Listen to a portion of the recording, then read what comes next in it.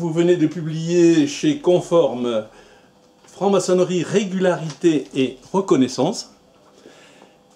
Et vous commencez votre ouvrage par une phrase: « Ce petit livre est né d'un vif agacement ». Est-ce que vous pourriez en dire un petit peu plus sur ce vif agacement?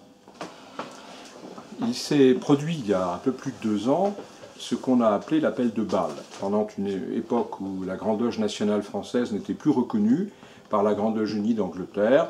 Un certain nombre de grandes loges en Europe, de grandes loges dites régulières, ont appelé à ce qu'ils ont appelé une recomposition du paysage maçonnique français, où une obédience française, en l'occurrence la Grande Loge de France, devait jouer un rôle majeur.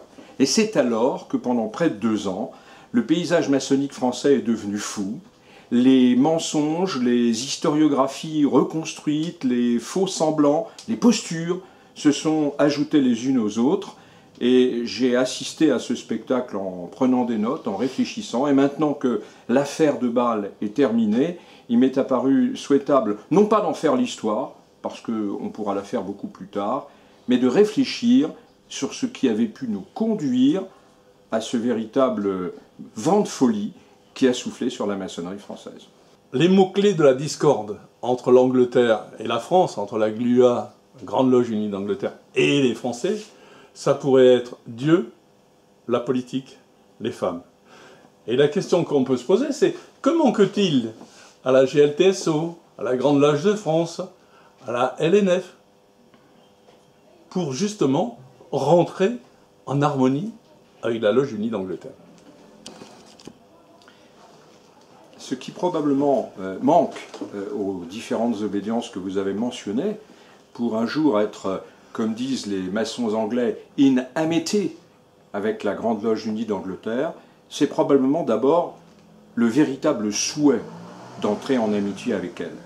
Parce que les conditions nécessitées pour obtenir sa reconnaissance, qui est au fond une forme d'amitié structurée, d'amitié organisée, d'amitié patentée, ces conditions, elles sont parfaitement connues depuis des décennies. Mais on a très souvent fait semblant de ne pas les voir ou de les interpréter.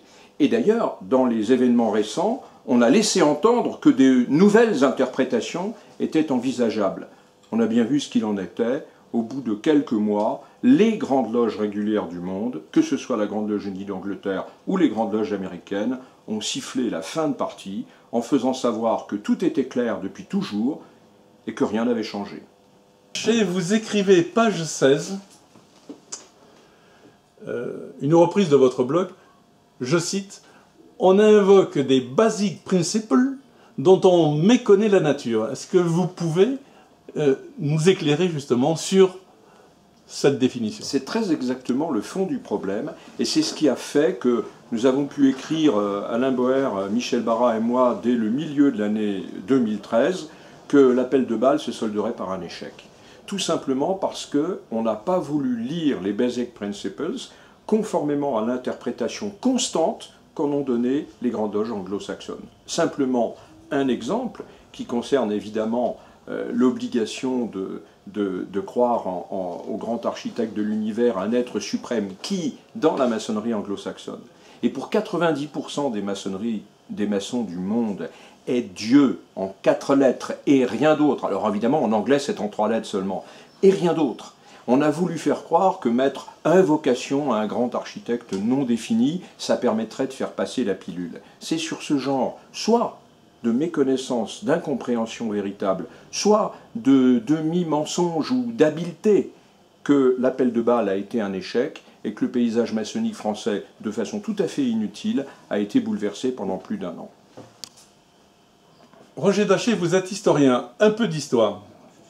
Anderson avait reconnu en 1723 ou aux alentours de 1723 les loges écossaises, les loges d'Écosse, d'Irlande, de France et d'Italie comme indépendantes mais régulières.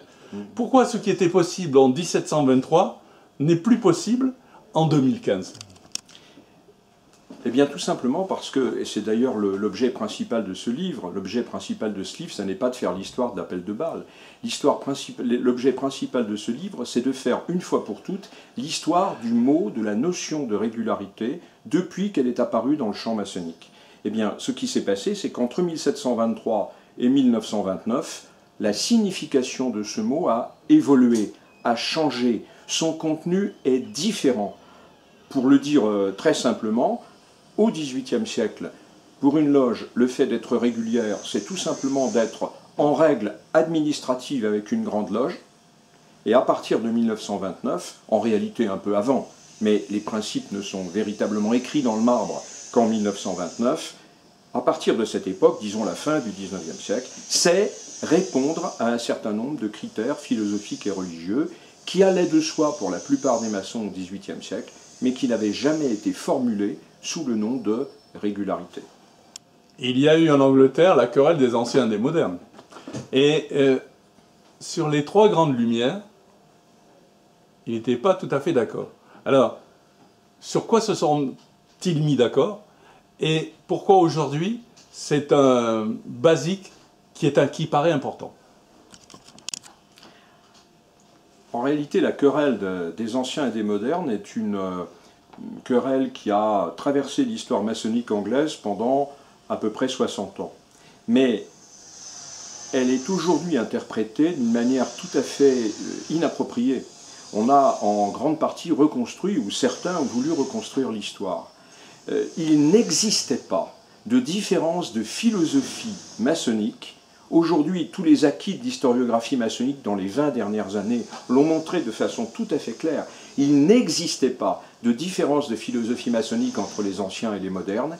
Il existait d'abord une origine sociale et une origine ethnique, dirons-nous, différente. D'un côté, il y avait des anglo-saxons, de l'autre côté, il y avait des celtes.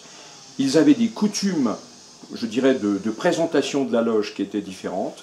Mais si l'union de 1813, qui a donné naissance à la Grande Loge Unie d'Angleterre, a été si facile et définitive, c'est précisément parce qu'il n'y avait pas de différence fondamentale entre les anciens et les modernes.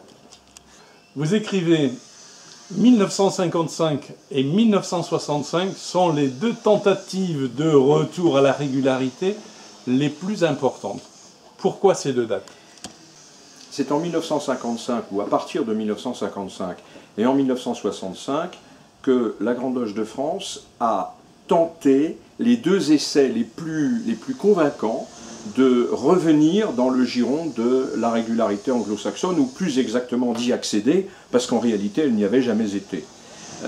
À chaque fois, il s'en est fallu de peu, c'est-à-dire que les principes avaient été écrits, que la Grande Loge de France s'était d'ailleurs, et c'est très intéressant, associée à d'autres obédiences, dont la Grande Loge nationale française, mais surtout, elle avait reçu le soutien de plusieurs obédiences européennes, et comme par hasard, il s'agissait de la Suisse, du Luxembourg, de l'Allemagne, de l'Autriche, c'est-à-dire 50 ans, 60 ans plus tard, 4 des composantes des 5 grandes loges de l'appel de Bâle, comme quoi l'histoire se répète. Mais à chaque fois, l'échec, aussi bien en 1955 qu'en 1965, a été lié à plusieurs facteurs que j'ai essayé de rappeler, mais le facteur fondamental, c'est celui qui a été évoqué au début de notre entretien, c'est-à-dire le fait que dans la maçonnerie anglo-saxonne, dans le monde entier, la franc-maçonnerie repose sur la foi explicite en Dieu et que cette exigence-là n'a jamais pu être imposée,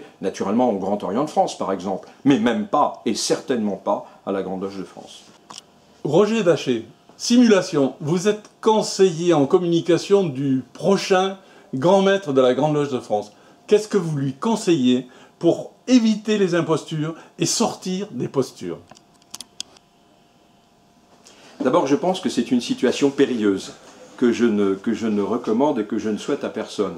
Mais c'est un vrai sujet, une vraie question, et j'essaie d'ailleurs de l'aborder dans la dernière partie du livre, où je sors d'une approche purement historique pour tenter de tirer les leçons de l'histoire pour servir le temps présent. Je pense que la réponse est assez simple.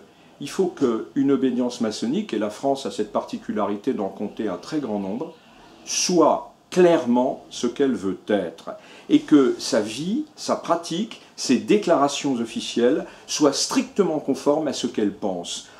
Au début de l'ouvrage, j'ai mentionné un petit passage, j'ai fait une citation tirée de Paul Bourget qui dit « Il faut vivre comme on pense, sans quoi on court le risque de penser comme on a vécu ». C'est la préface de l'ouvrage, mais d'une certaine manière, ça pourrait être sa conclusion, et je pourrais la suggérer au futur grand maître de la Grande Loge de France. Voilà, c'était franc-maçonnerie, reconnaissance et régularité, Roger Daché.